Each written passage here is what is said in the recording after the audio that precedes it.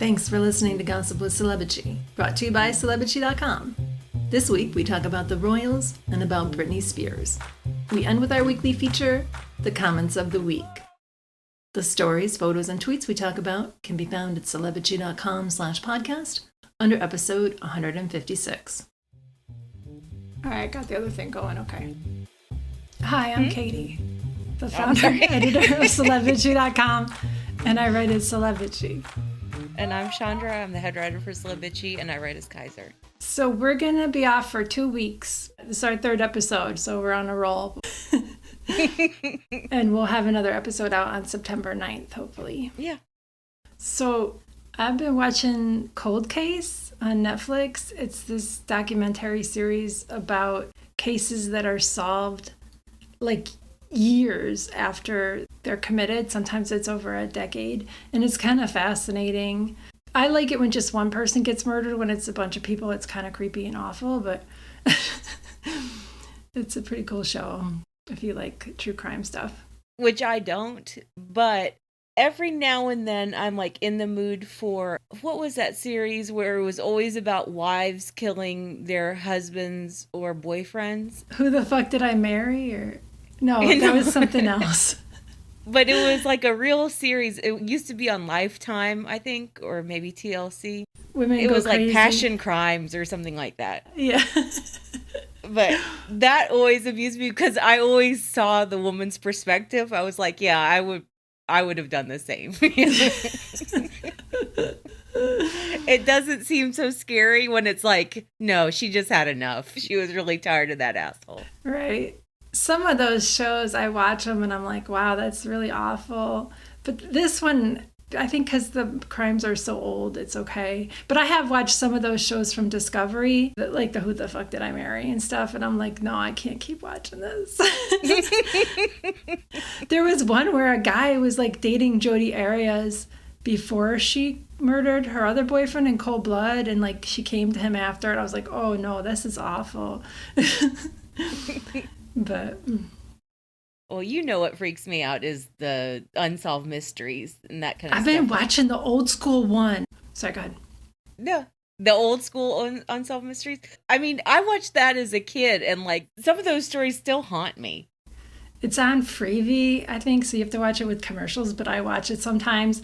It's not good if you're not feeling great, if you're depressed or anything, because it makes you more depressed, and you get the song stuck in your head. But yeah, I like it. The new Unsolved Mysteries, like, you know, they're doing it a lot fancier now. Yeah, on I've Netflix. seen a few of those, yeah.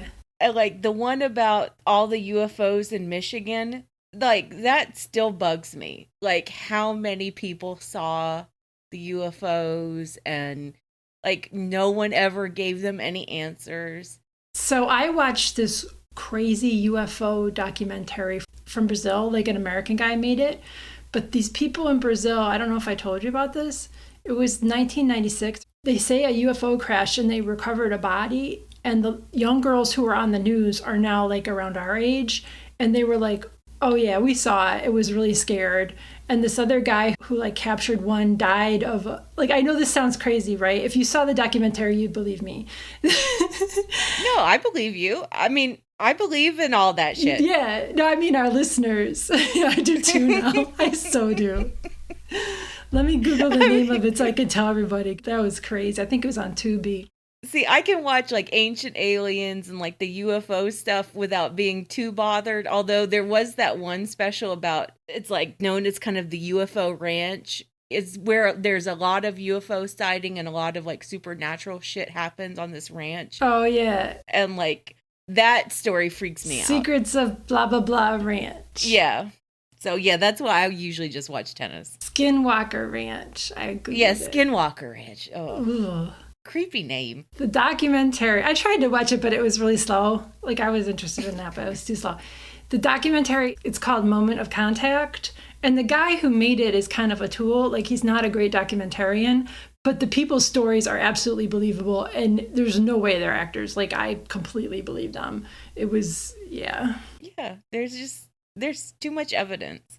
If some shit is like falling in my backyard, I'll be getting out of there. I'm not sticking around. There's a really great Stephen King story about some sort of UFO landing in someone's backyard, and he touches it and something starts growing on him.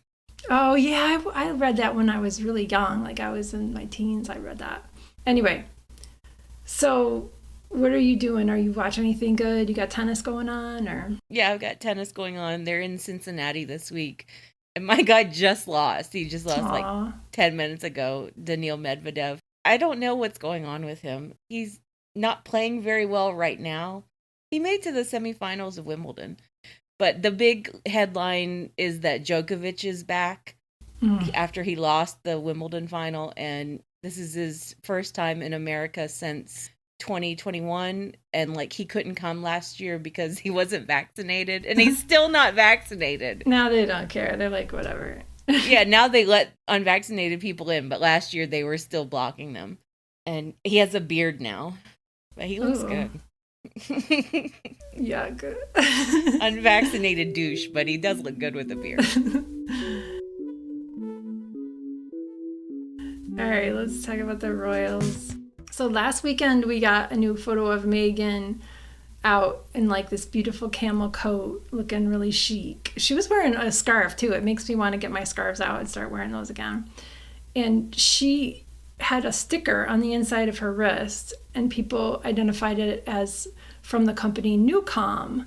And they have like an app that has, you know, relaxation music. It's supposed to bring your brain into like alpha, beta waves, whatever, to make you relaxed. And I looked into it and I was like, that's pretty cool. You know, that sounds legit. I do those meditation apps. I listen to meditation music on YouTube. It helps me focus. So I looked into this disc because it was really hard to figure out what it was. Really, it's very hard because if you listen to the video with the CEO of NuCalm trying to explain it, it sounds like total bullshit, like such bullshit. And I was like, oh no. Yeah, I covered the stories, and as soon as the NuCalm CEO started talking and like explaining what the sticker does, I'm like, this is such it's bullshit. So sketch. Yeah. It is so sketch. But you did your due diligence. Yeah, I emailed their customer service because I thought, you know what, if this thing vibrates, it's like a little conditional reinforcement or whatever. It reminds you to relax. And there's little pendants you can wear that remind you to breathe by vibrating and other things like that. So I thought it was like that. So Sophia from NuCalm emailed me. There are no vibrations or anything you will feel while wearing the disc. You will notice the disc will help you feel more mellow, relaxed, or calm. But there are no physical sensations that come from the disc. What the hell does it do? So it's supposed to like connect to your acupuncture point and make you more relaxed to your brain. Like it makes zero sense. So good. Yeah, you wear the sticker and they're like, by magic, the sticker is communicating with the app on your phone to make you more relaxed or more sleepy. They're like, no, really, it opens your neuro pathways to blah, blah, blah. It does not do any of that thing. You're wearing a sticker. It's a placebo, and it's fine. If it makes you feel better, it's relatively inexpensive. They're like $4 a sticker. I mean, you can just wear a sticker for free, but you know, like I think crystals and that kind of stuff, it's harmless. If you want to do that kind of stuff, that's fine. I might own a few. Yeah. I'm not grabbing them that much, but I have them. My father was Hindu. I believe in the healing power of thought and meditation and all of that stuff. Yeah, exactly. Meditation works. That form of like holistic medicine of like prayer and meditation and yoga, like that really does help. But like, I think that there's an open pathway for a lot of bullshit to come in alongside it. Very well put. So the good thing is Meghan isn't getting paid for this, at least according to the NuCalm guy. Well, I wish she was getting paid for it because he's using her name all over the place. Right? He said, we have never sponsored or paid for any product endorsements. He's out there calling her a newcomer and, you know, oh, she's our client. We love her. Pay her. Yeah. You know, and she's into some woo shit. Whatever. It's fine. Now that I know more about this company, I'm kind of glad she's not endorsing them openly. Well, I mean, wearing the sticker in photos is pretty much an endorsement. So that's why I do wish she was getting paid. I hear you. So we got to see a photo of Meghan out with her girlfriends. She was at lunch with her colorist, her friend Katie Lee, and then the author Cleo Wade. She just looked amazing. She did. She looks beautiful. Like you wrote that she looks like an undergrad. She does. She looks super young in that picture and doesn't look filtered either. No, it looks like she's not even wearing makeup. Like that's what makes her look so young, is that she was so fresh-faced and like freckly. She's just beautiful. Yeah, she is really pretty. And we talked last week because she was at that Taylor Swift concert in LA, and that got some publicity.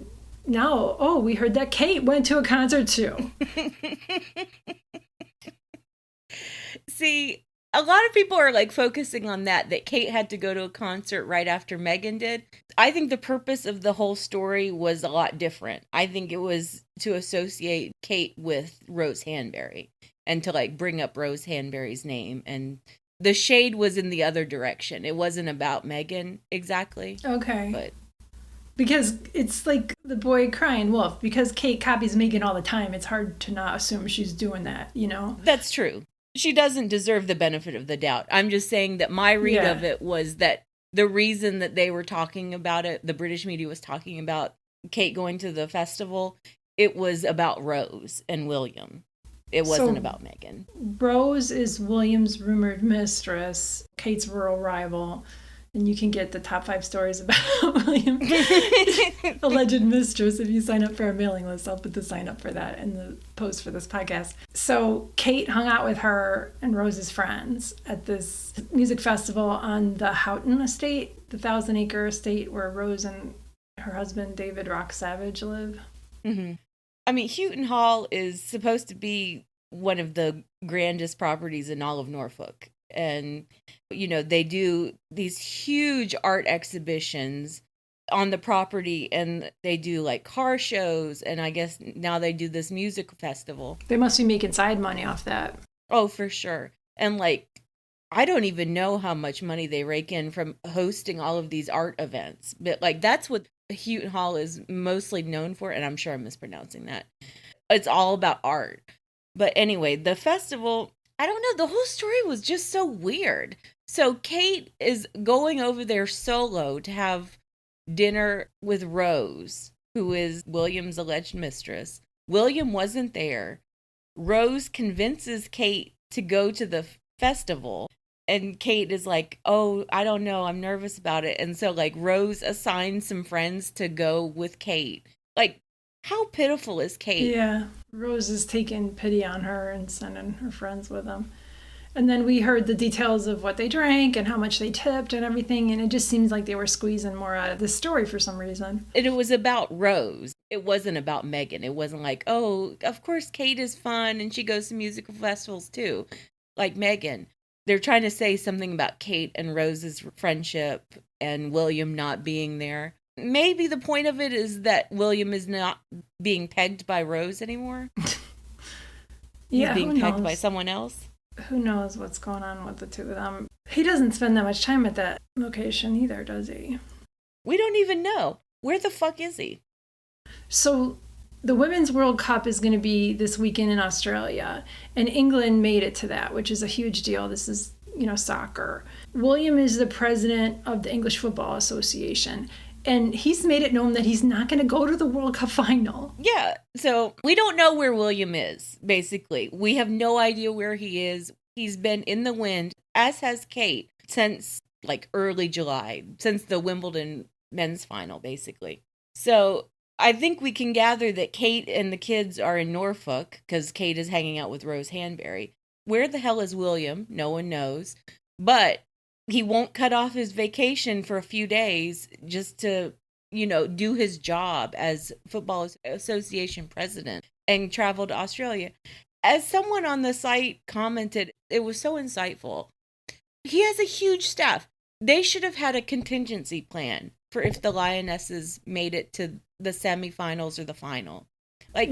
He's FA president. Of course, it's his job to go. And it's not hard work to show up to a football game, Right. It's a terrible flight, but it's his fucking job. And he can turn around in a few days.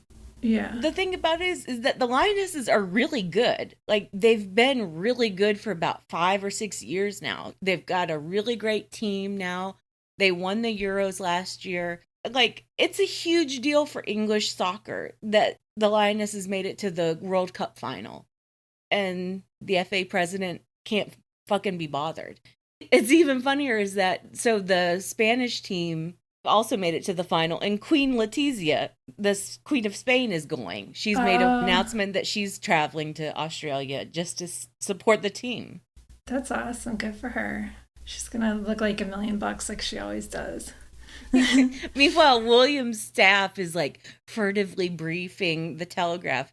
Oh no, he's just gonna watch it from TV. He won't cut off his vacation. So the Telegraph reported that the prince is understood to have made the decision not to fly due to the distance involved for such a short trip. Huh. People fly in to like far-flung places for work all the time, especially when you're going to be king and you would be traveling to a country. You're eventually going to be king of Australia. Yeah, Australia might leave too. They got a big Exactly. Republican movement there as well. And like, that's one of the larger conversations that no one is really having, is that Charles and William both don't seem to give a shit about keeping Australia in the kingdom, keeping New Zealand in the kingdom, keeping Canada in the kingdom. They don't really care anymore. Now that the Queen is gone, they're like, yeah, fuck it. We're just going to be kings of, you know, the British Isles. We'll see how that works out for them. Like, I would like to see that end in my lifetime. We'll see. Some shit is going to happen in our lifetime. It already has. I mean, Prince Harry blew the doors off that shit. Good for him.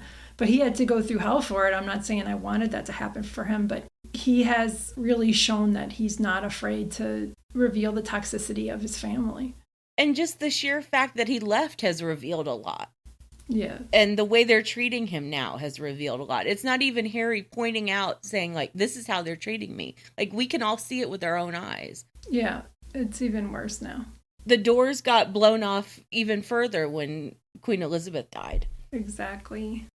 So we got the first trailer for the Heart of Invictus series. That's Prince Harry's competition for wounded warriors, wounded veterans.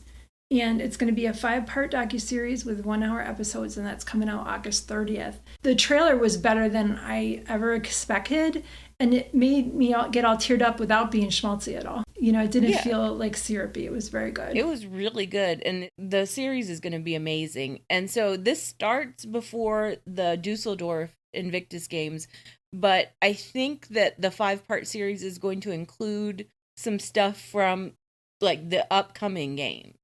I'm getting the sense that it's not just all filmed previously to this year's games. So you mean the practices for it and stuff? Yeah, they're training. I think they filmed a lot of like these athletes training for the Dusseldorf games, and then the 5-part series is going to include footage from this year's games. That's awesome. Yeah, of the athletes who are going to compete. Yeah. So I'm looking forward to that. I like a good sports show, you know. Yeah, sports documentaries are sometimes better than the sports themselves. Yeah. So last week we talked about how the royal.gov.uk site removed Prince Harry's HRH titles from stories about him and then had to brief the press about it. Like, look at that. We took his titles away.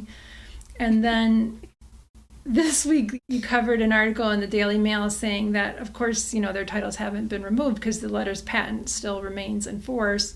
But Charles is hoping that it'll hold or something. I don't know what this was. Yeah, the Ephraim Hardcastle quote was, Charles is hoping the fudge will hold as he has no appetite for formally amending the rules.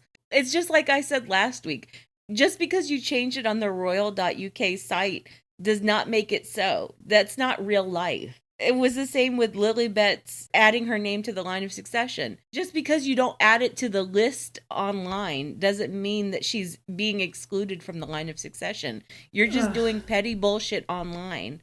Exactly. Just to make a point and create a story for your media handlers. Because they're not working or doing anything. So they're like, oh, look, we edited this webpage. It's such a snub against Harry. Look at us snubbing Harry. We're punishing him. Jesus, these idiots. So they also do that ahead of every big event. They're like, well, Harry and Meghan come. We don't want them to come. But they could come if they want. But we're not going to like invite them directly. Uh-huh. That's what they're doing for Charles's 75th birthday coming up in November. They were trying to pull that same bullshit with the coronation, if you remember correctly. Yeah. Charles and his people were just fully briefing the British media about how Charles wants Harry to come to the coronation. And then Charles would never communicate with Harry. He would never actually call his son. Finally, Harry had to like go to People magazine. I mean, this is sources close to Harry. And say basically like, you have to call me, Dad. You have to call me and invite me. Oh my gosh. Whatever. That is how these fucking people communicate. Camilla has to like go to Angela Levin and say, you know, Charles would really like to see his son and grandchildren for his birthday. And that's how it has to be reported. I mean, if he wanted that, he wouldn't have kicked him out of Frogmore Cottage. Yeah, I mean, he's such a dog shit father, and he doesn't actually care about Harry. Yeah. He doesn't actually care about his grandchildren, but he does care about the optics of it. Exactly. He does care that, you know, whenever his media handlers yank his chain, he has to give them something to make it look like he's punishing Harry or, you know, he's inviting Harry and that Harry is making a point of snubbing poor Charles. That's what narcissists always do. They always play the victim. Yep. They Darvo. Yeah. And that's what the entire royal family does to Harry. Yeah, exactly. It's very clear. I'm really sad for what happened to Harry, but I like that there's greater awareness of it beyond just royal followers and celebrity gossip followers now. Yeah, I was really surprised when Harry was promoting Spare and he did that interview with his friend Byron E. Gordon in the Telegraph. And she was like laying it out for the readership of the Telegraph. And I mean, that's like a really conservative newspaper. And she was like, no, he's breaking down generational trauma. Yeah. And like what he's doing is really brave. Yes. The only people in the U.S. who are really strongly anti-Meghan are the Fox News people. And they're brainwashed trash anyway. Well, and the Heritage Foundation people, but that's the same people. It's a circle. Yeah, it is a circle. And like, have you noticed how quiet the Heritage Foundation has been recently? Because they got shot down. It's because they got their ass handed to them in court. They probably spent a lot of money on that shit and it didn't go anywhere. All right, let's talk about Britney Spears. Hi, I'm recording this later. We recorded this segment before the news came out that Britney has allegedly abused Sam. Now back to my talk with Chandra. So the last two episodes we talked about celebrity divorces, and unfortunately there's another one. Britney Spears and Sam Asghari are breaking up. They've been married for just over a year and they've been together about 7 years. And we've heard that things have been rough for them for a few months, but now it's Sam filed for divorce. Yeah, and I feel like an asshole saying this, but I think TMZ's reporting on it has been pretty accurate, and it has been accurate for months. I'm not saying TMZ is right about everything. They're wrong about a lot of shit. I think in this specific case, they have very good sources within Britney's camp, and like the writing's been on the wall for several months now. Sam grew on me, especially after he did like that one interview talking about how he lost weight and how his passion is, you know, fitness and personal training. And I've seen him in a few paparazzi videos where he just seems like decent, you know, and because he's been with Britney for so long, I just assume he's a decent guy. Like, I don't want to think, oh, Sam is horrible now, or he was grifting. You know what I mean? I don't think he was grifting. I think Sam served his purpose. I think he was helpful to her in a time when she really needed help. Yeah, to get out of her conservatorship. He was a big part of how Britney got out of her conservatorship. And it fell apart afterwards. And that's okay. So we've also heard that Sam is threatening Britney. Page 6 quotes a source who says he is, quote, attempting to negotiate concessions beyond his prenup and threatening to go public with extraordinarily embarrassing information about Britney unless he gets paid. I kind of hope that's about Britney cheating and it's not anything, horribly damaging to her. My take is that she's just struggling in general. Like, she doesn't have anyone telling her, you have to go into therapy, you have to take your medication every day. And it's like the same thing with Kanye West, except the way their families and their friends and their circles have treated them have been completely different. Yeah, that makes sense, looking at it through that lens.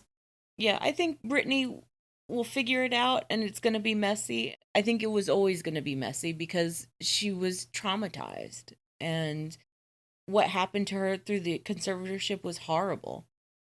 Just because the conservatorship has been removed doesn't mean that everything is better now, because too much has been broken. I hope she is okay. Yeah, I do too.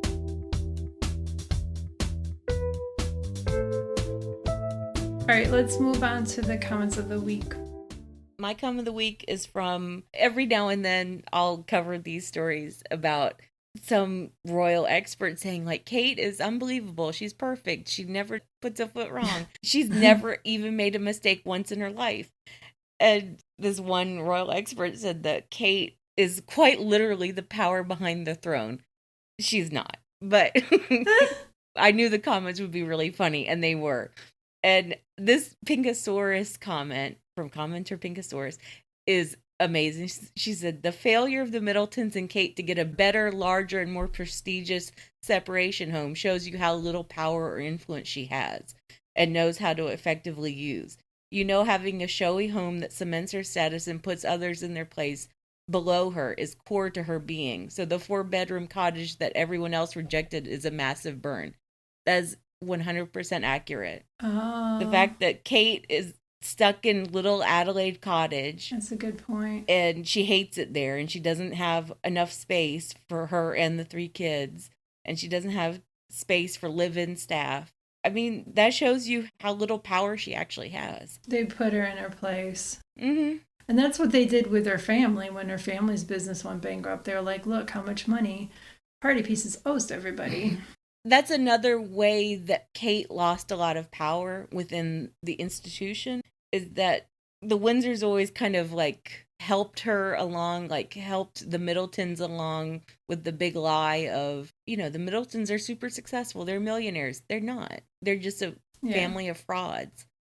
Kate lost so much power when her parents' business went under. Maybe they wanted her to lose power and she was losing power already, and because of that they publicized it. Like, otherwise they might have swept it under the rug. Sure. They made their bed, she made her bed. Yeah. This is what you get. You want to be queen? Go for it. And that was the only thing that I could think of when Kate and William did get engaged. I was like, if she ever wants to leave, she's not going to be the beloved divorced princess like Diana. She went into this thing with her eyes wide open. She never thought it was a fairy tale. She's a bitter ender, Yeah. And it looks like it is really bitter for her. Exactly. So my comment of the week is on the post about Leonard Bernstein's family defending Bradley Cooper's giant prosthetic nose in the biopic where he's playing him. Maestro, yeah. Yeah, it's called Maestro. It's kind of anti-Semitic because Bernstein had an average nose. And Cooper's original nose looks pretty close to it if you look at the pictures, and you've been embedding those in the posts. But he's got this huge schnoz, for this movie. And I know you have to do your comment. Let's just talk about this for a second. How fucking bonkers is it that Bradley Cooper did all of this and no one said no to him? I know that he directed it. I know he produced it. This is his passion project. Yeah. But does he not have anyone within his production company or anyone saying, you know what? Maybe you don't need the nose. Maybe the nose is actually kind of offensive. It really speaks to how insulated he must be on that production. Right? And what was Carey Mulligan thinking when she signed up for that? She was like, Bradley, are you sure about the nose? I was watching the trailer, and like you said, it's like they're mimicking old Hollywood voices. It sounds so weird. They're doing this really weird, what is it called? Transatlantic kind of fake British clipped accents. I'm thinking of a number.